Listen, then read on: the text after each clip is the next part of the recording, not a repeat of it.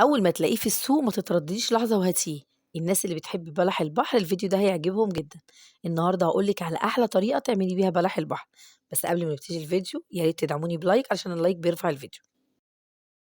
أول حاجة هنعملها هنغسله كويس، وبسكينة وهاشيل الصدفيات والشوائب اللي بتكون موجودة عليه،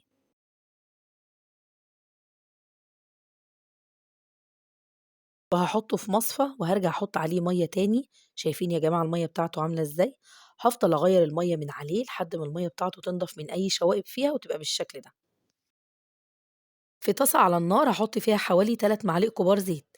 أول ما الزيت يسخن أحط عليه معلقة ونص كبار توم مفروم، وأقلب لحد ما التوم لونه يصفر، وبعدين أنزل عليه بمعلقة كبيرة من هريسة الشطة، وأقلب لحد ما ريحة الفلفل تطلع. أحط بلح البحر وأقلب علشان ياخد من ريحة التوم والفلفل، وأغطي عليه وأسيبه لحد ما يغلي ويطلع بخار.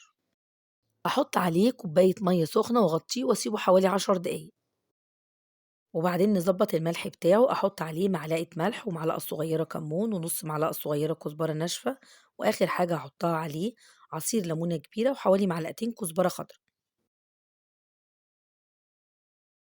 وكده يكون عندي أحلى طبق بلح البحر طعمه روعة، والصوص بتاعه حلو جدًا. الناس اللي بتحب تقزقز زي حالاتي إن شاء الله تجربوا الطريقة دي وتعجبكم. ما تنسوش بقى تعملوا لايك وشير للفيديو، ولو مش مشتركين في قناتي تشتركوا وتفعلوا الجرس الصغير علشان يوصل لكم إشعار بكل وصفاتي الجديدة. أسيبكم في رعاية الله، سلام عليكم.